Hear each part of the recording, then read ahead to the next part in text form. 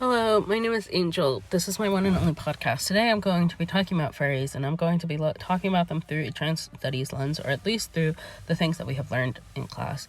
I'm going to be talking about a little bit just like definitions and stuff like that at first, and then getting into the actual meat and potatoes, and then after that I'll talk about some of the critiques I have within the community, because everything should be looked at through a critical lens.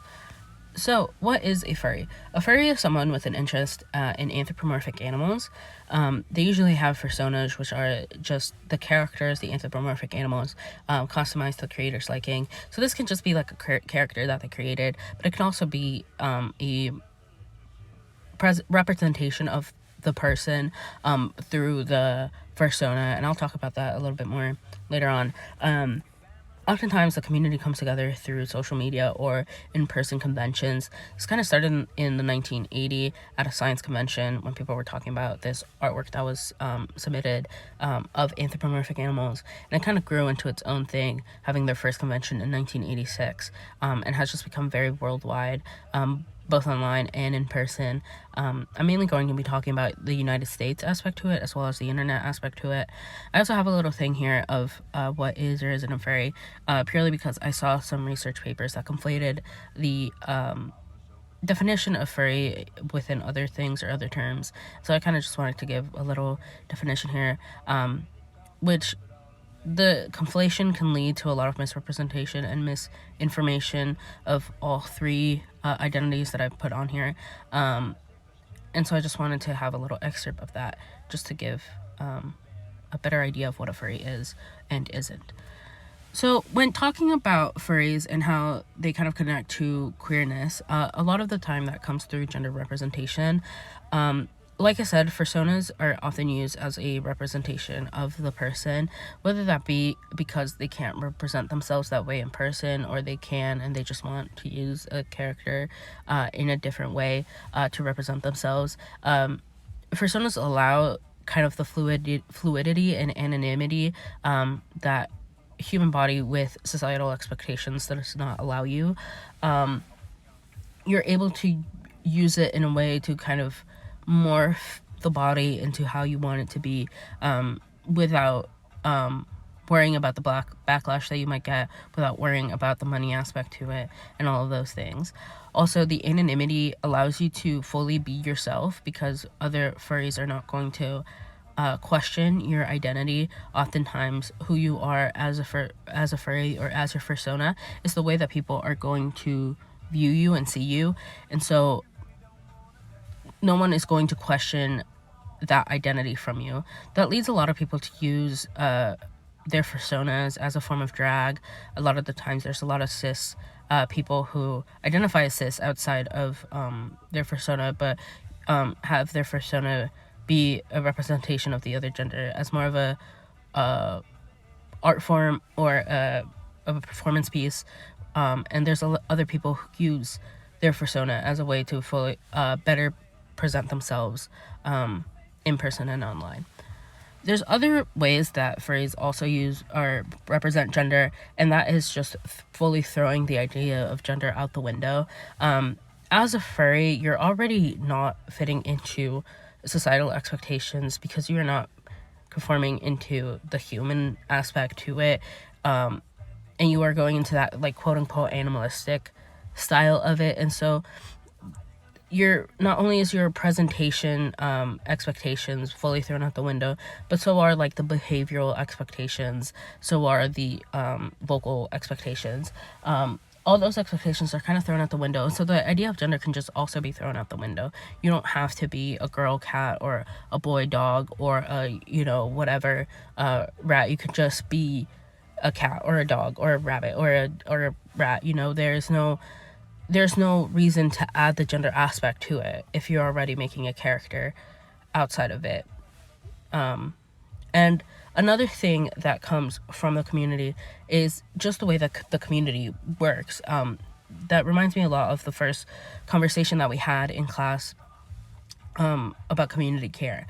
And this is seen through a lot of the times through the conventions where they're made for furries by furries, and the resources and the panels and conversations that they have there are made specifically for furries to talk about issues that may arise for them, and stuff like that, and are oftentimes seen as abnormal or shameful to people outside of the community, or people even outside of the queer community, because there's a lot of overlap. One of the examples that I have is there is a Midwest furry convention that happens every year, that every year they try to, and have been successful for the most part, of having free HIV testing at the convention for anybody to use. And a lot of the times people outside of the community see that as a shameful thing, and see that as something that shouldn't, why is that being publicized? Why are they so overly sexual that they need HIV testing? And it's just one of those things that, as we talked about with social media, and the things that are considered normal are usually just the things that are expected from you. And because sex is such a thing that is so is seen as so shameful in our community, anything that has to do, anything related to sex, especially when it comes to STIs, is often seen as shameful and something that should not be talked about. And the fact that furries make it something that is not only talked about but also given resources to, a lot of the times people see that as weird and threatening to the societal norms that are put on there. Now, those are the goods. Let's talk about some of the bads. When talking about furries, especially looking at it through a queer studies lens, it's not just talking about queer identities, but it's also talking about the other marginalized identities and how they're represented and how they are welcomed in the community. And one of the criticisms that I saw a lot when looking at things was the representation of furries of color within the community. This is an excerpt of Rocky Thiger's or Weasel's review of The Fandom, which is a documentary made in 2020 that is kind of seen as the documentary right now to kind of get into the furry community. And one of the things that Weasel realized was that there is not a lot of representation of furries of color in the documentary at all. And that leads to two things. It leads to, one, this huge portion of the community not being talked about or represented or given their flowers as everybody else in the community is given, even though that furries of color have been around as long as everybody else have. But it also leads to any talk of racial biases or racism or anything like that just kind of put to the wayside.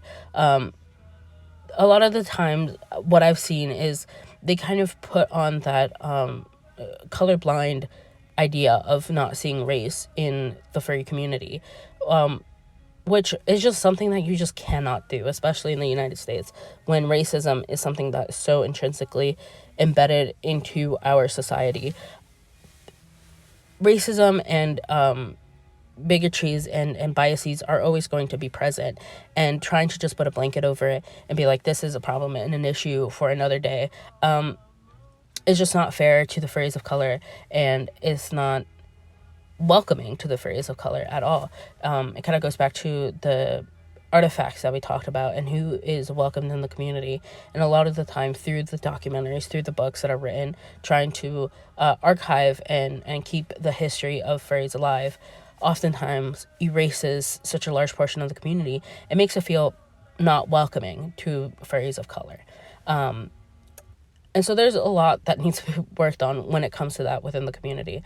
And I feel like it was an interesting take to look at when looking at furries as someone who is in the community but has never really done a deep dive in it.